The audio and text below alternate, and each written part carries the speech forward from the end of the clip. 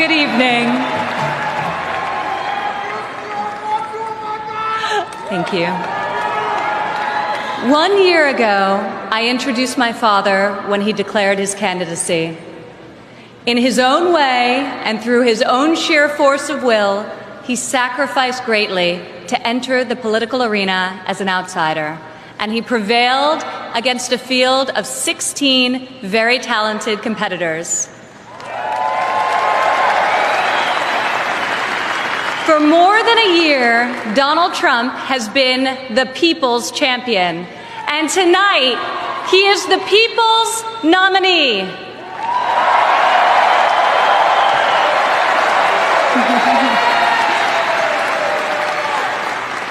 Like many of my fellow millennials, I do not consider myself categorically Republican or Democrat. More than party affiliation, I vote based on what I believe is right for my family and for my country. Sometimes it's a tough choice. That is not the case this time. As the proud daughter of your nominee, I am here to tell you that this is the moment, and Donald Trump is the person to make America great again.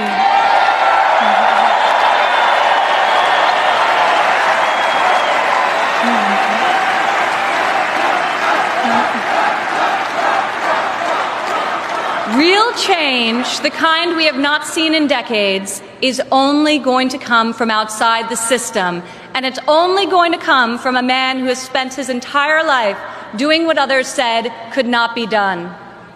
My father is a fighter. When the primaries got tough, and they were tough, he did what any great leader does. He dug deeper, worked harder, got better, and became stronger. I have seen him fight for his family. I have seen him fight for his employees. I have seen him fight for his company. And now I am seeing him fight for our country.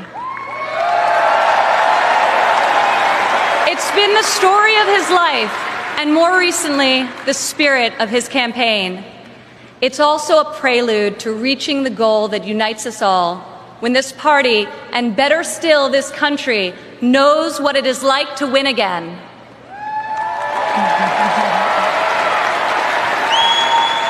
If it's possible to be famous and yet not really well known, that describes the father who raised me. In the same office in Trump Tower, where we now work together, I remember playing on the floor by my father's desk, constructing miniature buildings with Legos and erector sets, while he did the same with concrete, steel, and glass.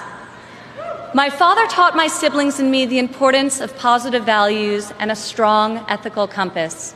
He showed us how to be resilient, how to deal with challenges, and how to strive for excellence in all that we do. He taught us that there is nothing we cannot accomplish if we marry vision and passion with an enduring work ethic.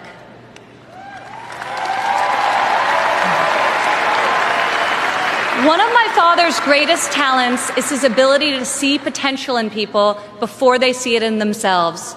It was like that for us too growing up. He taught us that potential vanishes into nothing without effort, and that like him, we each had a responsibility to work not just for ourselves, but for the betterment of the world around us. Over the years, on too many occasions to count, I saw my father tear stories out of the newspaper about people whom he had never met who were facing some injustice or hardship. He'd write a note to his assistant in a signature black felt-tip pen and request that the person be found and invited to Trump Tower to meet with him. He would talk to them and then draw upon his extensive network to find them a job or get them a break. And they would leave his office, as people so often do after having been with Donald Trump, feeling that life could be great again.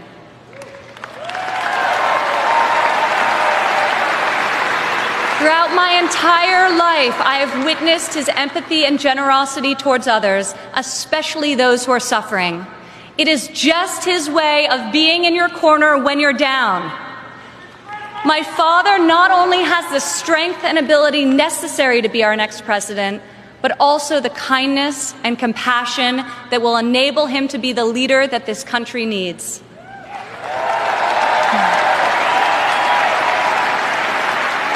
My father has a sense of fairness that touches every conviction he's held. I've worked alongside of him for more than a decade now at the Trump Organization, and I've seen how he operates as a leader, making important decisions that shape careers and that change lives. I've learned a lot about the world from walking construction jobs by his side. When run properly, construction sites are true meritocracies. Competence in the building trades is easy to spot, and incompetence is impossible to hide.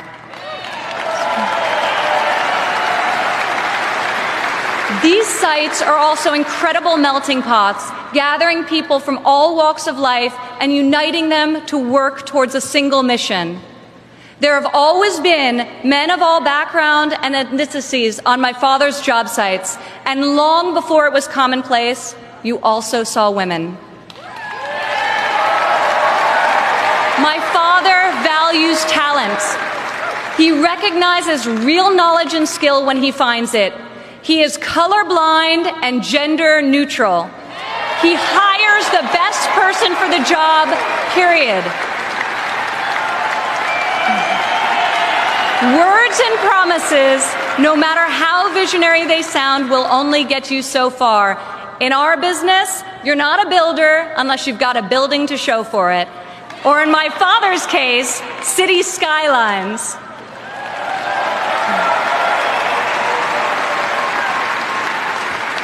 Most people strive their entire lives to achieve great success in a single industry. My father has succeeded in many, on the highest level and on a global scale.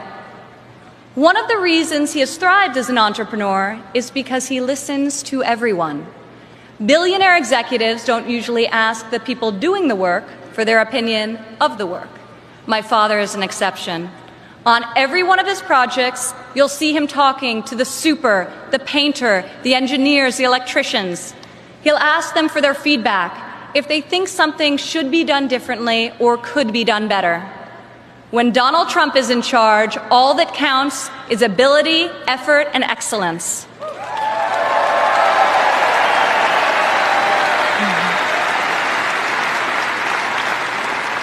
This has long been the philosophy at the Trump Organization. At my father's company, there are more female than male executives. Women are paid equally for the work that we do, and when a woman becomes a mother, she is supported, not shut out.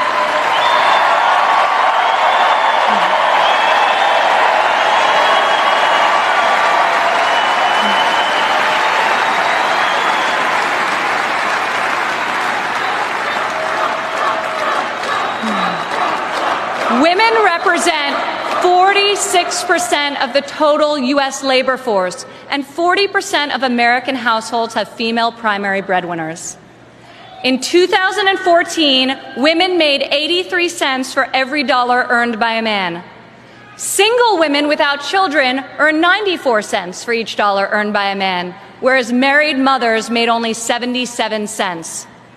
As researchers have noted, gender is no longer the factor creating the greatest wage discrepancy in this country. Motherhood is. As president, my father will change the labor laws that were put in place at a time when women were not a significant portion of the workforce. And he will focus on making quality childcare affordable and accessible for all.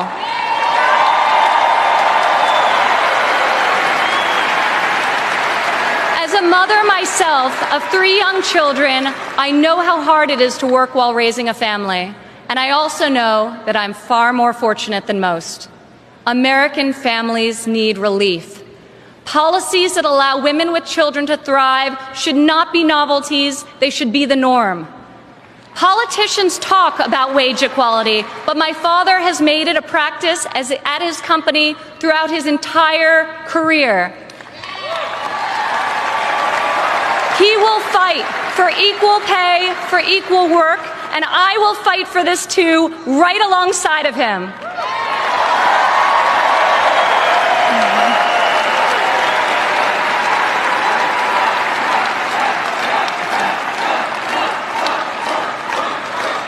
Americans today need an economy that permits people to rise again.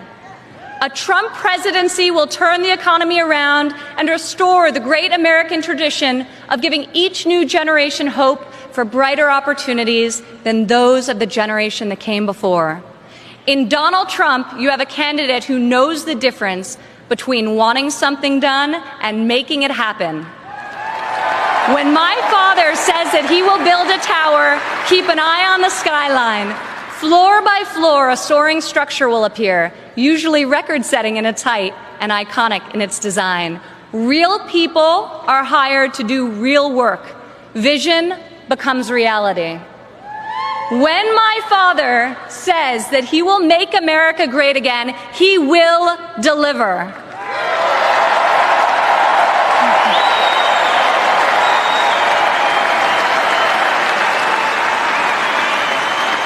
We have a chance this year to reclaim our heritage as a country that dreams big and makes the impossible happen. Fortunately, Donald Trump is incapable of thinking small. When I was a child, my father always told me, Ivanka, if you're going to be thinking anyway, you might as well think big. As president, my father will take on the bold and worthy fights. He will be unafraid to set lofty goals, and he will be relentless in his determination to achieve them. To people all over America, I say, when you have my father in your corner, you will never again have to worry about being let down. He will fight for you all the time, all the way, every time.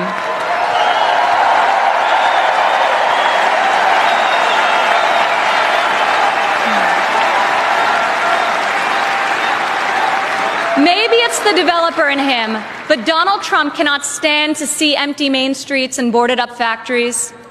He can't bear the injustice of college graduates who are crippled by student debt and mothers who can't afford the cost of the child care required to return to work to better the lives of their families. Other politicians see these hardships, see the unfairness of it all, and they say, I feel for you. Only my father will say, I'll fight for you.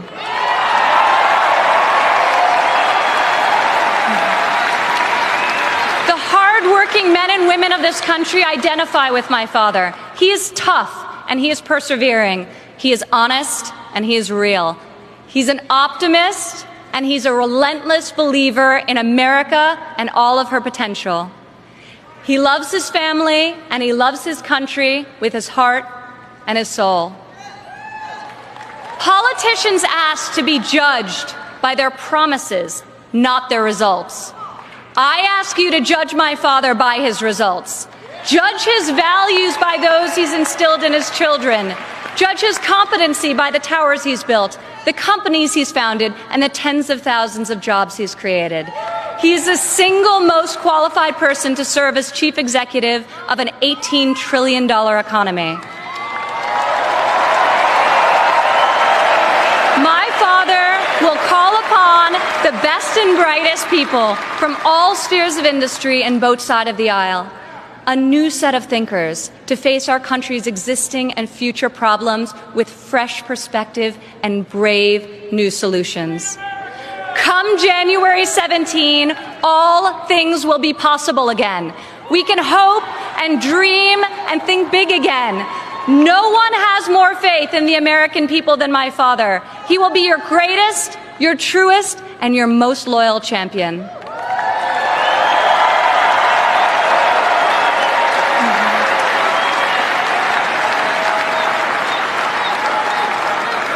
This is the fighter, the doer that you have chosen as your nominee.